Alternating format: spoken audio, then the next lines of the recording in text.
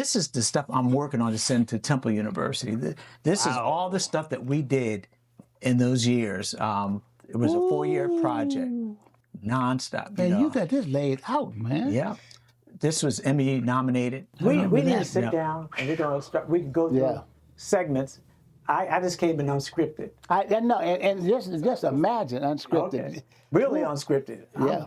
Smithsonians, welcome back. Yeah. This ain't just content. It's purpose. Purpose over popularity. We building legacy, not just views. Every story got meaning. Every voice got truth. Camera rolling, vision clear. We turn purpose into impact here. Smith says, let's go. Let's go. Smithsonians, welcome back. We're here, different settings. We're in the She Love International Radio, and so. What questions do you have, brother? You must have some kind of questions. I don't want to throw you off, but sure. I don't see Dr. Omar here. Like, what's the perspective on him? From Philadelphia, Dr. Omar. I'm the black African guy. Yeah. Dr. Omar, I found out, he went to the same college I did, Millersville University. He's young. Go ahead and say it, man. Go ahead and say it, man. I'm not affiliated with it. I just want to know. I see it in the eyes. I want to hear it myself because I don't know who Dr. Omar is, so talk to me. All right. I'll Just a little overview. A little overview? Yeah. I don't know him either. Oh, okay. Yeah. I grew up in Philadelphia. There are a lot of Dr. Omars, or a lot of this, a lot of that. So you see a lot of folks, street scholars and everything else.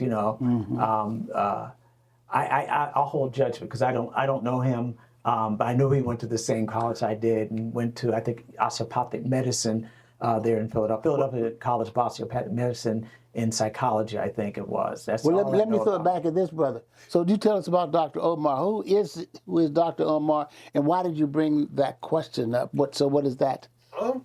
It's because he's like a pro-African, pan-African type of guy. He talk about Haitian Revolution and stuff like that. That's why I was like, that's why I was asking. Yeah. But my second question would be, is that all, Dr. Omar? that was just like, Yeah. Okay, all right. But there's a lot online about him because I didn't know about him at all. And then I went online and I read a lot of things, about where, and I said, he went to the same school I went to. Okay. But he's much younger, so he. The folks I worked with were serious researchers and scholars, and they were in the struggle. Okay. So they had a different orientation. So he didn't have that, yeah. Yeah, and most of them weren't looking to be monetized coming in. I'm trying to think of anybody was asking me from. What's his name? I was trying to bring in Sam Jackson, and because my wife grew up with Sam. And but by the time they got back to me, I had to get Blair. But there was one other, Mario Van Peebles. The son. Yeah, I was trying to bring him in. Wow. And he gave me this high price. Yeah. And I said, sorry, I can't afford that. Right. So then I just went on and got who I needed to get because the conference coming. Next thing you know, I get a call a couple of days later. We can negotiate. We can come down. I said, I'm sorry, I already, because I just, said we can't, at that point, Same thing happened to me with Martin Luther King III. They wanted some massive amount of, and all of Isn't that amazing?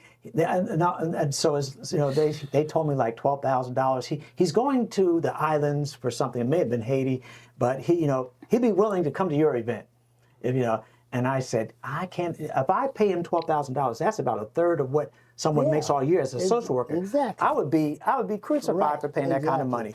So I said, no, thanks. Then I get a call about 2 days later after I had already made a decision about somebody else. I say, hi, this is this administrative assistant from. We'll take anything you can give us.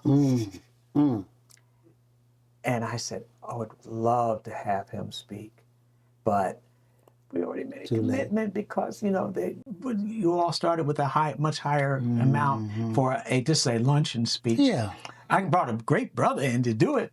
Rocked out, but that would have been a gift. But I was the price. I got to be mindful of money. So that was the other thing I have a question about is Black manifestations. Like people that have the information is like they always want to monetize, or they have the fame like Nori is like, geez. So my question was like, the Columbus African News. I see it's not up and running. It passed with 2020, but it's like there's other things I'll be affiliated with. Help start, and it's like it doesn't sustain. Yeah. But then you mentioned it's like not crabs in the bucket, because who put the bucket there? Right. It's like we're always fighting each other. So it's like Yeah, because when you're dealing with scarce resources, and we don't come together, everybody wants to be seen. Everybody wants to have their own platform. And so everybody wants to be these independent entities. When I was coming along with a lot of these folks, it was like, how can we all come together and work and build? And you know, and we could share the resources. You know, I can provide this. And then when I was, you know, doing talk radio, I would actually, you know, go in the community for different events, or go to the prisons, things like that, work with the families. Everybody would contribute, you know, and say, well, I can bring this talent.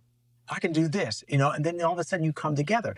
But now with resources, especially the federal resources that used to be plentiful, we could do a lot of innovative work, whether it was SAMHSA, whether it was, you know, HHS and things like that, and research, you know, those resources are dried up. So everybody's going to the few folks that may have a few dollars, and those that are holders and keepers of that, particularly in this state, you know, they're going to say, we want this, but not this. We want this over here.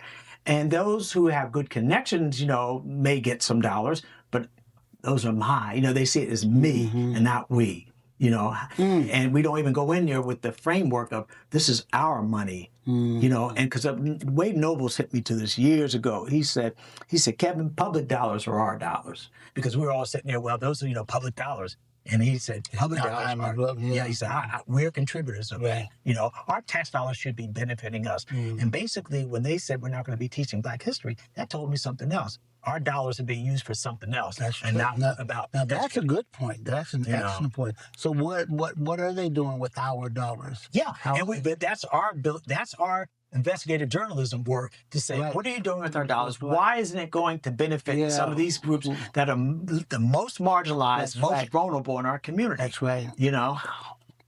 Wow. Man, you know, it's not an indictment, but it's the realities that, you know, you all, and I didn't grow up young now, so you know everybody felt that, you know, I've got to do my thing, and it was a generational difference than us. You know, collectively we had to come together because we didn't have resources. You guys have more resources, so now I can do my own thing. You know, I don't fault young people for wanting to do that. I would want to, you know, growing up in this era, I would have liked to do my own thing. But they're, you know, again, trying to get resources to do things. Like you referenced the African American News Journal. At that time, Ray had connections with the High Commissioner of Minority Health. He had information about mental health. And so we all contributed to that. I put articles on the paper on a regular basis, and it was sustaining itself. And then all of a sudden the resources start drying up, or I'm going to do this and not that, or we're going to move away from this platform. We're going to do more social media, and it becomes harder. You know, what you're doing is a gift. It's a monument for what we have to do. You know, like the ancient Egyptians say, you know, doing good is not difficult. In fact, or Lady Tao said, doing good is not difficult. In fact, just speaking good is a monument for one who does it. For those who do good for others, are at the same time doing it for themselves. And that brings in the notion of consubstantiation, that all elements of the universe are the same essence and the same substance. That's the kind of work we have to do. You know, the struggle is a long and difficult one. Therefore, we shall mask no difficulties, tell no lies, and claim no easy victories. That's Amilcar Cabral, who was a social justice warrior, pulling folks together, you know. So how do we get back to that? Because I think right now we live in this capitalistic system, and capitalism says, I'm going to get as much money as I can. Winners and losers. Right, exactly. So the mindset of the young population coming up, they're being raised in an environment where it says, hey, more money, more money, more money, more money, more money. When what it should be, let's give you some more information, some more data, some more resources. Let's come together and share. Which I respect what you're doing.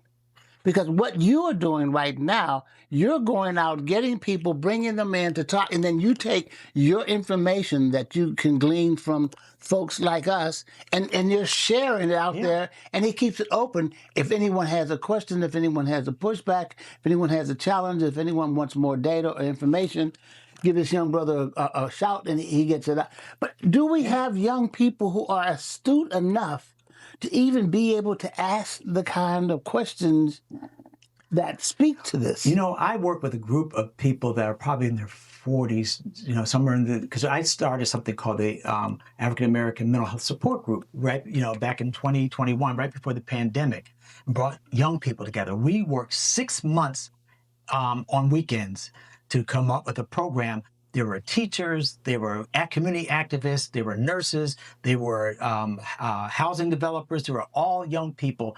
Not, you know, who you see on TV all the time, but these folks were talented. Yes. And I said, we need to create what you want in terms of your support, because you're doing the hard work, boots on the ground.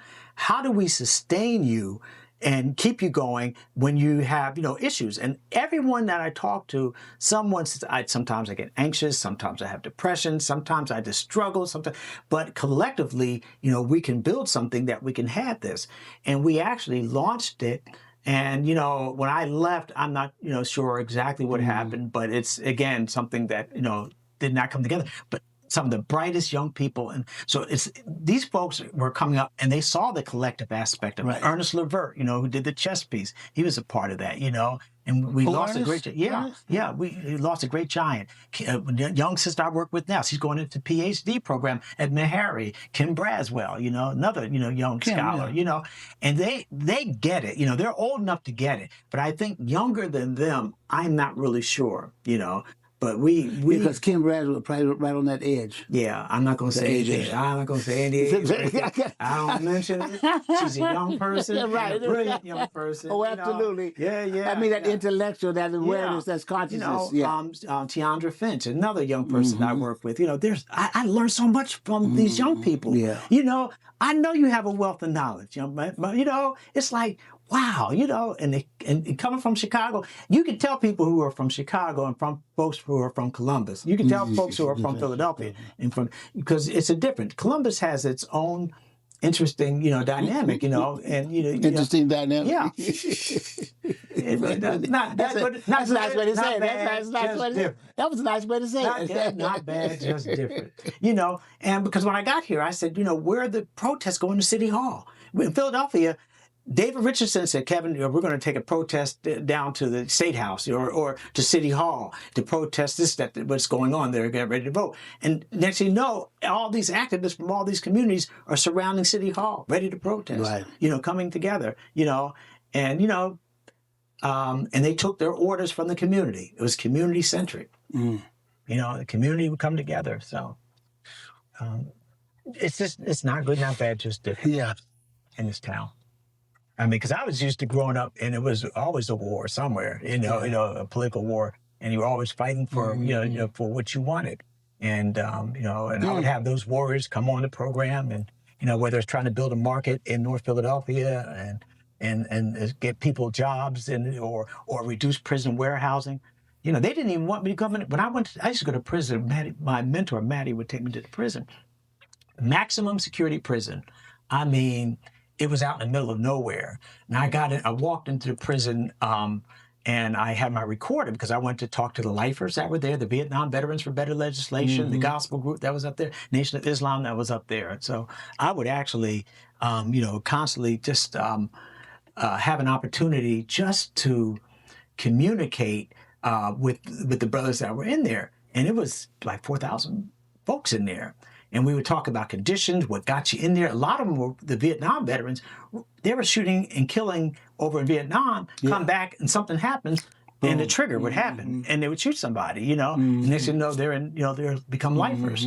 And the stories that they told me, you realize, you know, why, you know, they, you know, had no self-control because every day was you're on edge. You know, your life was always in peril. Vietnam, that was, you know. And so I went in there and I could tell the guards didn't want me going in there and talking about their stories. And so I had this great interview with the lifers, the Vietnam Veterans for Better Legislation, the Nation of Islam group that was up there. And I ran out of tape. And I just wanted an hour tape, and it was like a couple of more brothers I wanted to get to have a conversation. And this one brother said, I got an extra tape for you, brand new. And I said, yes. Laid it out. I'm trekking out with my recorder, my professional recorder, weighed about 30 pounds. I'm walking out, and they start, checking me out. He said, there's an extra tape here. We've got a problem here. We've got to call the warden. And I said, because I had just, because they used to invite us in only to have the Ramadan with the Nation of Islam. We used to come in there for exclusive stuff. The warden would cook, show me around and all this.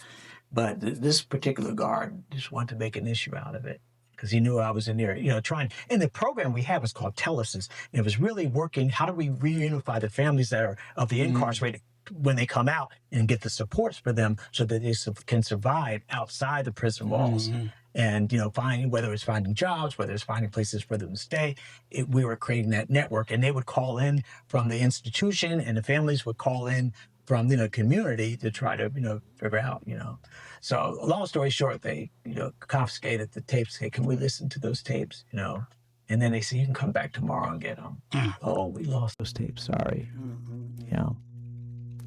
Those stories happen all the time. So you said something a few moments ago. You said they were fighting for what they wanted. And I think today people think they already have it. So where's the fight that needs to be there? And folks have been put to sleep. Yeah, it's easy to put, because we entertain you to death. Yes. We give you everything to make you feel good. That's right. And even the shows that you drink see. it, you smoke it, or you jam it. But you notice how the shift, all these violent shows that come on, Yes. the socialization that happens with that. It's priming people. Yes. We used to watch reality TV. Reality TV, you're supposed to work as a team to win. But then all of a sudden, you notice reality TV. Jim's my team member, my team captain, all this, Then all of a sudden, how can I stab Jim in the back? Right. And then how Jim's going to stab me in the back. Survivor. Survivor.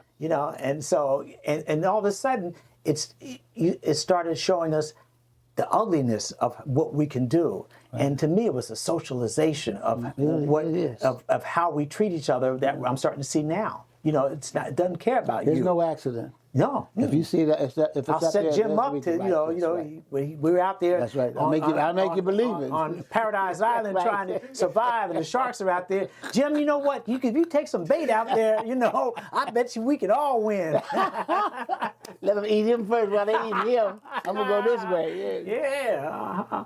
And think about the shows that are coming on. All of them, it's ER. It's all this, That's right. And I have I've been talking recently to SWAT.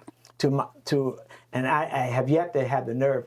She does this program called Boston Blue on Friday nights. And it's a police story. It's a police story. Yeah, and she and I communicate, and I'm trying to figure out a way to. I said, I like how you work with families and showing the intersection of different families, different ethnicities, different cultures and religions and things like that. I haven't gotten to the point of sharing with her about the role of the prosecutor that she plays on it. And now, who is this? Your daughter? No. Oh, I thought you said your daughter. Okay, she's in film, but no, Oh, okay, she's just here locally. Okay. Yeah, no, this is Gloria Rubin. Okay. Who used to do ER years ago. Okay, Yeah, right. and she's done Lincoln, and she's done a lot of things like that. I'm trying to find a nice way to say, hey, Gloria. Hey, do it. Just do it. Can we tamp down on this? But she plays a really. I think they're trying from a cultural. I think they're having a lot of positive influence on showing the diversity of families. It's just not one family in this country that you use a model, a nuclear family. It really is a blended aspect of a lot of folks that we see. Which they do a really good job, but, it's like, be careful with these actors, they have egos, Oh, yeah. And I run into them. I mean, even in musicians, my interview with James Brown, I interviewed about 3 times. And I remember one time I was with James Brown, Al Sharpton, Matthew Saad, Muhammad. Lord have mercy. Yeah, it was 2 o'clock in the morning.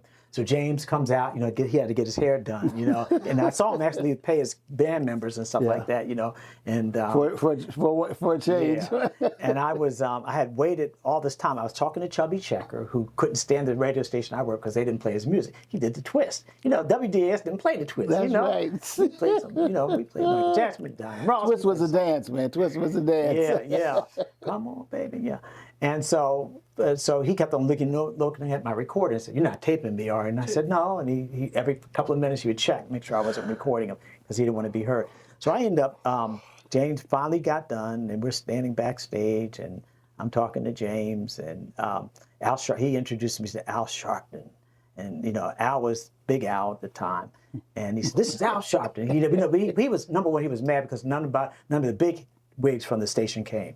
So he said, "Where's the media?" And he's looking at, I'm the only one with a recorder, 3 o'clock, 2 o'clock in the morning, whatever it was, with my recorder waiting for him. He looked at me like, "Well, who are you?" Who are you? So he pushes Al Sharpton, and Al Sharpton just takes the microphone and just starts talking. "We're going to do the James Brown Jubilee. We're going to do it." And I never met Al, never knew of him at that time, because nobody knew Al at the time. And then I was going to go to Malfi Saad Muhammad. So James answered a couple of questions. He goes, "Well, I want to thank Mary Major, who was a competitor at another station. I want to thank Mary Major," and he kept on saying that. And I said, "Oh boy, he's really mad," So he says a couple of things to me. And I said, "Well, you're not planning to retire anytime soon, are you? Because I'm thinking about I'm going to come back and get you with another interview." And he looked at me, and I didn't realize, he looked at me and said, "Retire?"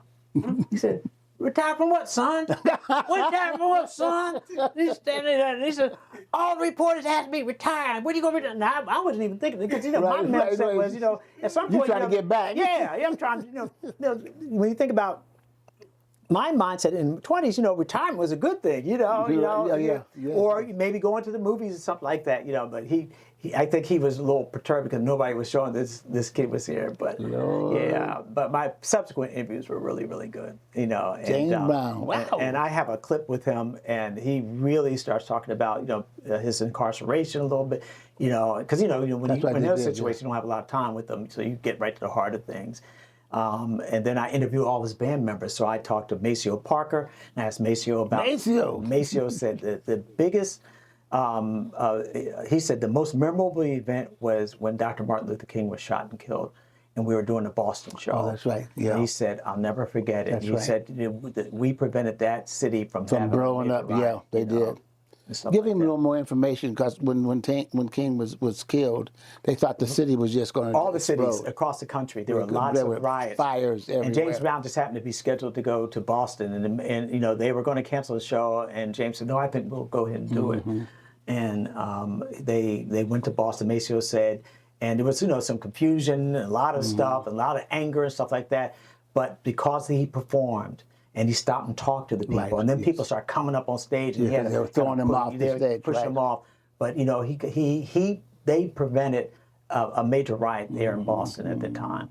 But James was a warrior, the stuff he shared with me, the fights he had to go through, and the social justice, "Say It Loud, I'm Black and I'm Proud," the songs he did, Funky President, long before anybody started thinking about that, he was putting the music, That's amazing, because to think back then what they were going through to get there, it had to be. Yeah, they couldn't even sleep where they played. They had to take their buses. They had to go through certain towns and things like that. Chitlin Circle. Oh yeah. Some of them got threats. Going into the deep South and things like that. So you just see it in their faces. And Maceo just said, "I enjoyed this ride. It's been an amazing ride, with Mr. Brown, because he's, you travel the world. Yes. But at the same time, you see the struggle that people are going through here in the United States, and they feel that. A lot of these entertainers feel that. They saw struggle. Yeah. So. Man. Good stuff.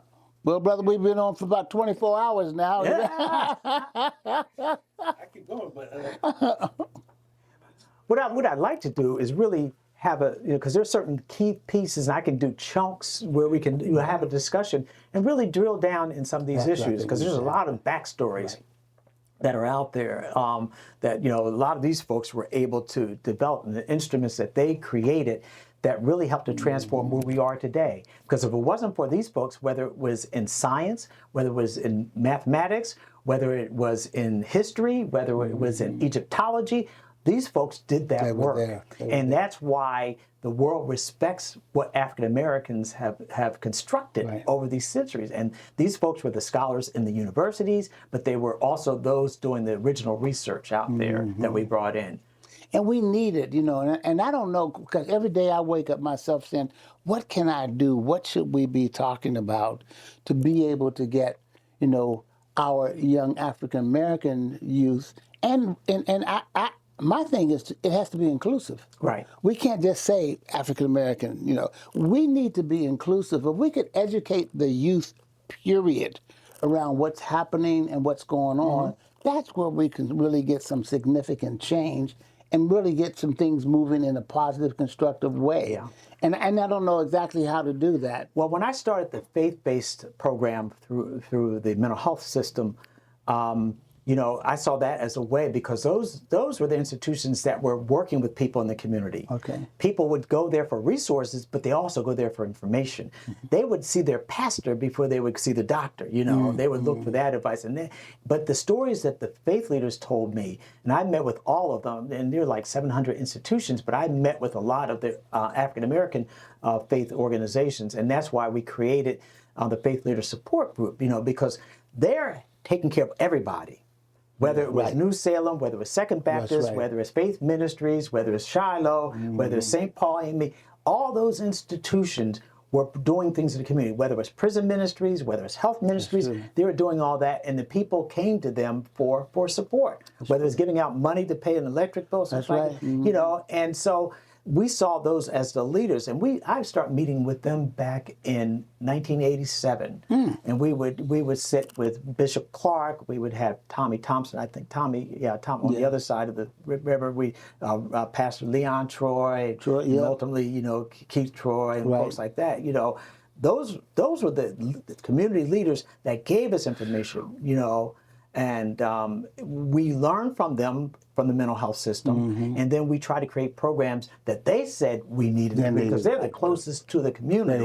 You know, and they see the things in particular neighborhoods. So whether it's the West Side and some of the issues over there, one of the pastors said, "Yeah, we can't even let our kids out on the West Side, you know, because gunfire go off. So we sit them, we get a TV that would be their summer entertainment, and we set the chairs below the windowsill, so if something happened, they wouldn't get shot." Lord. You know, that's the kind of stuff that we were dealing with on the West Side, you know, or there would be a fight and the police department would send one officer out, and there'd be 20 kids out there fighting, you know, in the street, and one female officer, they told me. So we set up programs, we set up freedom schools, so the kids would have something. So we funded all the freedom schools. Asbury United Methodist Church on the West Side. Now, yes. At West Side, Broad Street Presbyterian, stuff like that. We would set up these, not Broad Street Presbyterian, the one there in Corner Broad in Washington. Okay, I know. You know, and so we would provide freedom schools where they, you know, continue, so they wouldn't have the educational slide during the summer, but they'd also get, you know, home cooked meals. They get people loving, caring, and young adults as well as elders that served them during the summer. And we saw not only did they not have the summer slide, but these kids end up going on to college. They end up doing a lot of other amazing stuff out there. You know, all the I probably set up so many programs I can't remember. I did all the immigrant refugee programming. I set that up. I set up all the school services. I went out and met with all the superintendents, and, you know, provided services for prevention services and early intervention services and dollars, and set them up with agencies so they can have counselors in schools. You know. You got a lot, brother. And it was a collective of us that did all this great work, you know. But you've been there for a long time, Kevin. You have made some really powerful contributions, and I think the biggest thing is people know Kevin Dixon, or they have heard of him, but they don't know you, and they have no idea of what you've done. I had no idea of the depth of things that you've done, and we need to get that kind of data out there so people can begin to understand what was happening then and what's missing today, and then fill that gap. Fill that gap. and young men like him to Yeah. continue to No, but learn. this is our future. Yeah. And what I take responsibility, and I think probably a lot of folks my age should take responsibility, is that we didn't. And I'm speaking, loosely. We didn't bring that next generation along well enough. They I think you did what you thought was necessary. right at that time. But I think a lot of us, when I talked to a lot of young people I work with, they felt, abandoned from folks my age. They felt that they were out there on their own, and we didn't, because we were kind of guided by folks. And that's why I wanted to have that mentoring group. So a lot, I do more application letters and things like that, because a lot of young people said, can you write a letter for me? Can I be your mentee? Can I work with you? Can I do this? And I feel obligated to continue to do that. One thing that Maddie did share with me was that, yeah, I'm working with you, but I expect you to work with these others in the community. And that's one thing that I continue to do.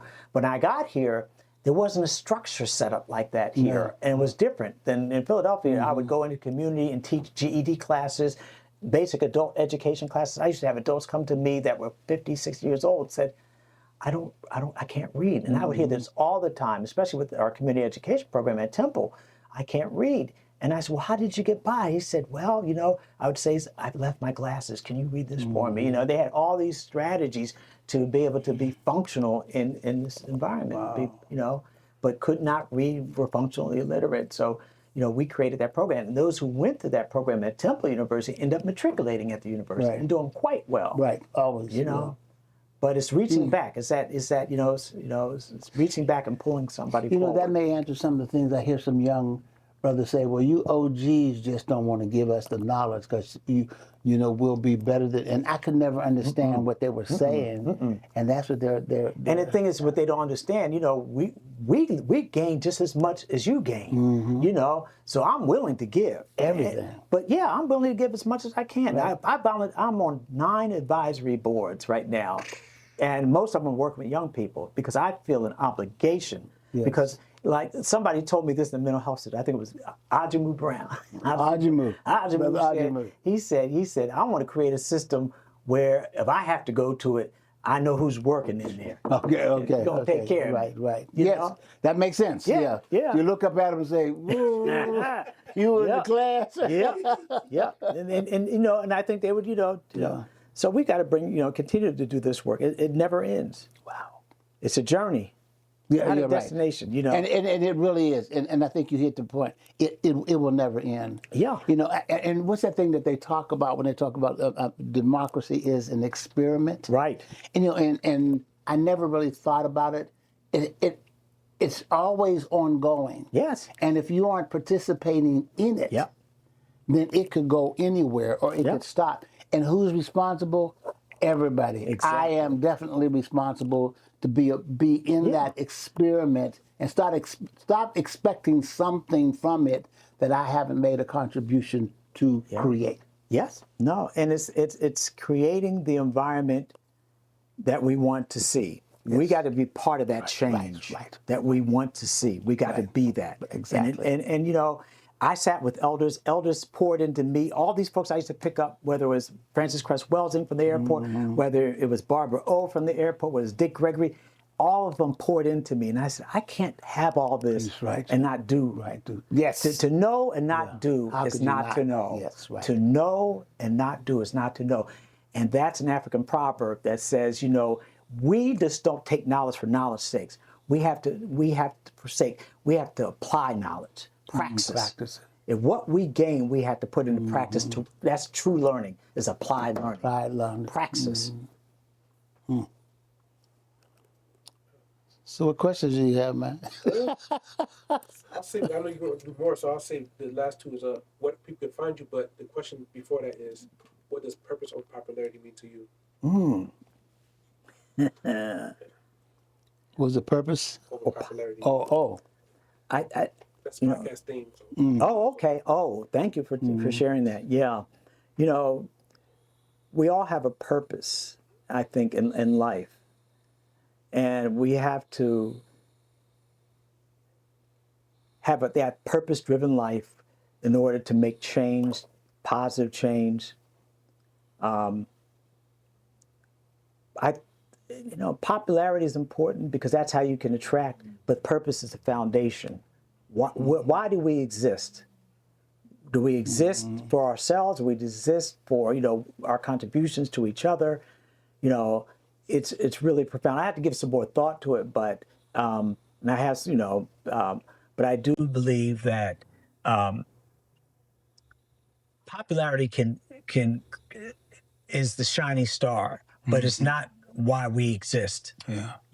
And we get caught up thinking that if I'm popular, that's a good thing. Yeah. For some it is, but really, what's our purpose? What does God, the Creator, give us to do on this planet while we're here? And what contributions can we make so that we ensure that, that we sustain ourselves and we support our communities and we fight for what we believe is right. But we have to look outside of ourselves. So, so that purpose says that I represent Brother White here. I represent you in the work that you're doing here on this podcast. I have an obligation to do that, and that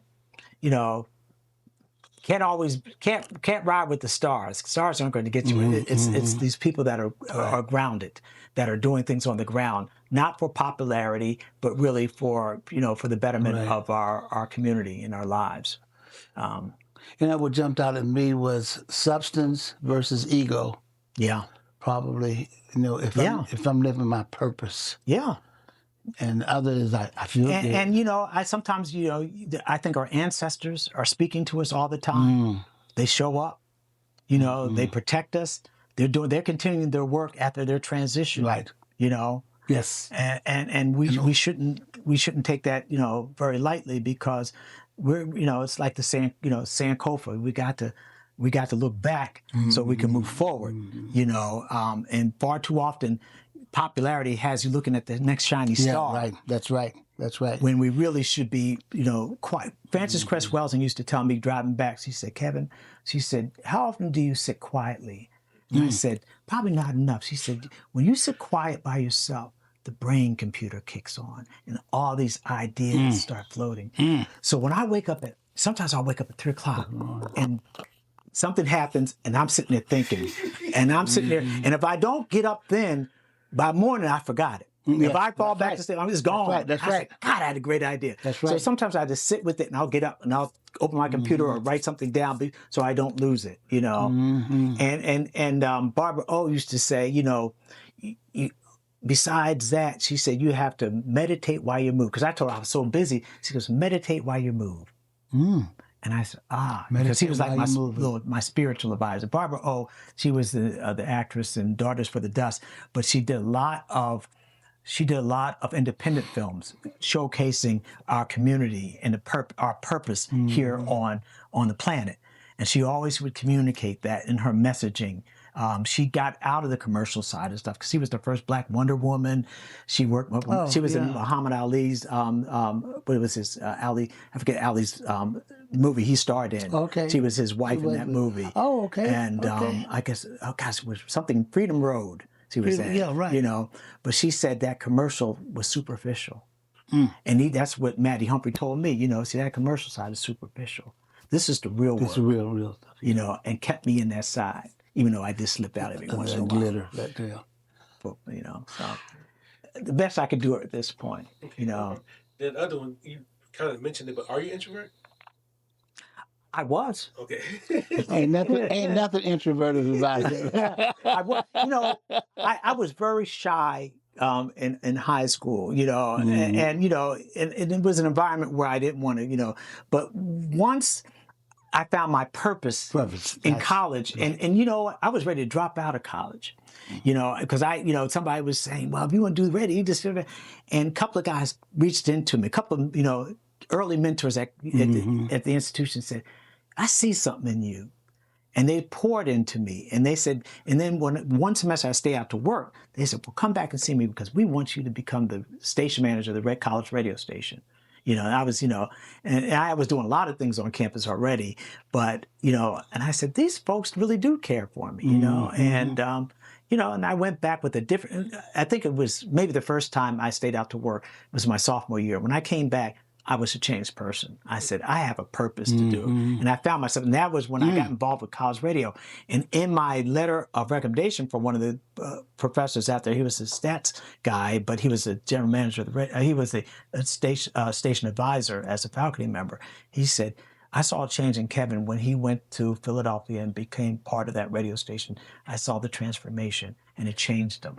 And the university just recognized 40 top graduates of this institution from 1852 that they saw and they recognized for doing good in the community as well as doing good on campus. And I was part of that inaugural group called the Marvelous Marauders of Millersville. And I went a couple of years ago to receive that award. Oh, that's beautiful. Yeah. And it was people, but my work was in the community. And that's what they saw. A lot of people did university stuff. And I helped the university a little bit, but not to the degree some of the others did. So. Wow. I appreciate you. So how can people find you? How can connect with you? Facebook is probably the quickest way. You know, universities change. I would give my university email address, but Facebook's probably the easiest way. Maybe what are the typical folks? What's the best way from your perspective? Email and stuff like that. You said Facebook, so people will find your Facebook. So Facebook, probably. Yeah. Cool. Any books or? Well, you know, I'm hoping when we come back, because there are a lot of great books out there, but there are more contemporary books and there's some, you know, historic books there. And I have some that are, you know, written by some of these folks that are really good. But if you, Third World Press, just go onto their website, Hakeem Madhubuti, because he and I used to drive around. He's a poet, Don L. Lee, but he was a poet. He's out from Chicago. He used to come here and we used to drive around to different bookstores. And he said, they don't have my books. They don't have my books here. They don't have, you know, but Jawanzik and Jufru, Hakeem Madhubuti, Francis Cress Welsing, Molefi Asante is the most prolific scholarly writer, Dr. Molefi Asante, Asante. Milana Karenga was another one. Linda James Myers here in town, optimal psychology, you know. So I'll come with a list next time and share some key ones that, you know, Wade Nobles has written, you know, a number of books. Naeem Akbar is another author. And once you just start looking up some of these names, their books will pop up. Is Naeem still writing? Okay. I'm not sure if he's writing. He's down in Florida. Yeah, he retired from, I think, Florida State University. Wow, this great guy. Brilliant guy. Dr. Edwin Nichols is a mentor. Yes. And one thing, always have mentors. That's one of the things I really want to say. Always have mentors. You know, I've had a mentor ever since I started at the radio station and in college. I had multiple mentors for different aspects of my life. And today I still go back to my key mentor, who was one of my dissertation members. He's 93 years old, Dr. Edwin J. Nichols. He's a clinical and industrial psychologist. African-American guy who was trained in Germany because he couldn't get an internship in this country. They wouldn't let him. They wouldn't let him. And the Germans said, "You're so brilliant. We will pay you anything. We just can't have you here, but we'll pay you anything to do this work." And he said, "I charge them every last dime, you know." And he has this paradigm called the philosophical aspects of cultural difference. He looks at epistemology. He looks at axiology, epistemology, logic, and process models based on ethnic groups. Yeah. And it's great. And you can probably pull them up online too. It's called the philosophical aspects of cultural difference: axiology, epistemology, logic, and process. And that's kind of what I spun my dissertation off, his work. You know, so there's a lot of good, but Association of Black Psychologists, Association of Black Social Workers have a lot of good books that they have on their website. You have, Association of Black Journalists. You have a lot of different groups that, different disciplines that you can, lean into their spaces. There's so much reading. And, young people, when I would meet Ernest at the gym at 4 in the morning, I'd get up at like 3 or 4 in the morning to go work out. Ernest would be in there listening to a podcast. So that's how important this stuff is. So That's the question I should ask from the beginning. But how did you meet Dr. White, my doctor? He keeps making me a doctor. I said, I'm not a doctor, but We do that with Yeah. our folk because we just do it like Waldo Tyler. They just go Dr. Tyler. Yes, right, People have you have the formal process, but Yeah, we have our process right, of acknowledging the work and the contributions and being that are in that elders. work so long. I didn't realize it. But I met him through a good friend of mine. She's the executive director of the National Alliance of Mentally Ill, Rochelle Martin. Mm-hmm. And she introduced me. She said, she was our training director at Adam H. And we brought Dr. White in, and he did his thing on diversity, equity, inclusion, and it was really brilliant. And then Who Moved My Cheese, I think it was. Who Moved My Cheese? There's a lot of great things that we used to use in at that time. The guy out in California who did diversity works and stuff. I forget his Deborah Johnson's brother. Okay. I forget his last name, but he did diversity metrics. Okay, all right. It's like that. Oh, yeah. Wow, that was a couple days ago. But when I started going through and putting this stuff after 30 years, putting all this stuff together for Temple University, I kept on seeing James White in here. And I never knew he was a part of this whole training series. And we had probably close to 80 events in here that we did for the community. And we did it for our system of care. We did it for an intensive training group. And we did it free for the community. So we brought the best scholars in and had it at the King Arts Complex, free for the community. So they will know exactly what we were teaching our folks, so they go in there educated when you did it. That was our purpose behind it. So and we're still in contact. It's been a while though. We did this work years ago. Yeah, it was a long time. Because when Rochelle left Adam, what 20 years ago? Has it been that long? Yeah. Oh wow. 20 years ago. Yeah. But I didn't realize we were working with you when we were doing this stuff in 1993, 1992, 93, 94, 95. Man. Yeah, because that's how I started my company, 92. Yeah. You were born. All right, you stop. Stop. It stops every 30 minutes. But Okay, no, that's fine. I was just. I'll tell you something after we get off the air. Dick Gregory hit me too. It's a nice little way to end. Cool. Appreciate your time. So, is there anything I didn't mention? But I want to say thank you for your time. Thank you, Doc. Pleasure always. Looking for your advisory. I apologize. We were all over the board. No, don't apologize, man. There are certain aspects that I just wanted to cover broadly, but there's some real detailed work, that I'm willing to share because we have to get this information out to folks. We really do. We really, really do. Yeah. Sundays, we can do it. Okay. I'll be here next Sunday, but.